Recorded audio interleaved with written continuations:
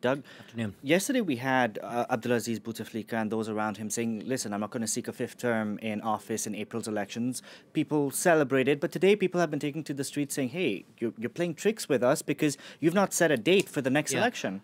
People are basically taking a look, and you're right. There are lots of questions being raised about what does this really mean.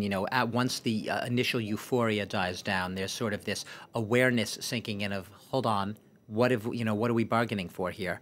And there's a dawning sense that this perhaps doesn't mean the removal of what a lot of people wanted, the regime, not just the person of the president himself, Abdulaziz Bouteflika, but really abolishing, getting rid of all of the factions, all of the clans, what people there call the system, around the presidency.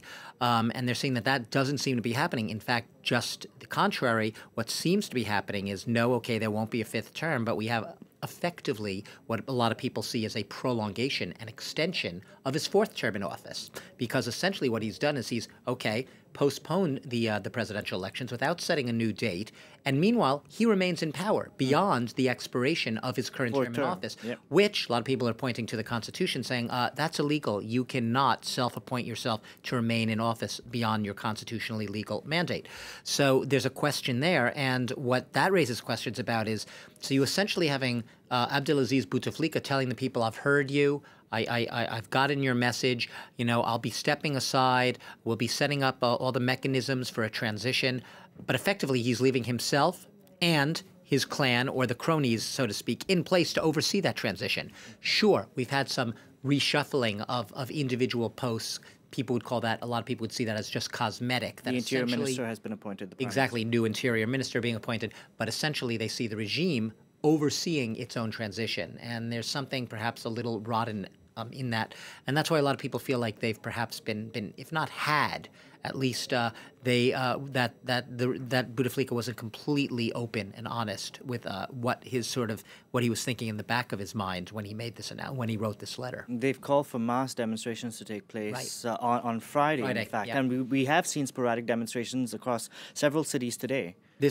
It's fascinating because the demonstrations have only been growing in number and in intensity, and they've remained peaceful. Exactly. Very peaceful. That's and that is very what's important point to note. Notable and remarkable from the past. Look, what's clear from all of this, and we've seen this because the regime has totally misjudged and miscalculated what these protesters are about. Their potency, their sophistication, their maturity, so to speak. Underestimated them, never saw this coming. So we're really taken off guard, which is really why this offer from Bouteflika, this latest letter, yesterday's letter, is really the second. He's just basically speeding up a process he had already offered. Remember back on March 3rd, he said he was going to run again. At the same time, he said, but I won't be in long. I won't be in for a long time. I can shorten my term. We'll set up a consultative council, and we will start the transition in process. I will shorten my term. Wasn't going to be beyond a year or so. Essentially, this isn't that much different than that. Here, he's just saying, I won't run for the second term. So it's a little slightly accelerated timetable. But what's interesting about it is the protesters, you get a sense with them, they're looking beyond this. They're looking really beyond the post-Bouteflika era.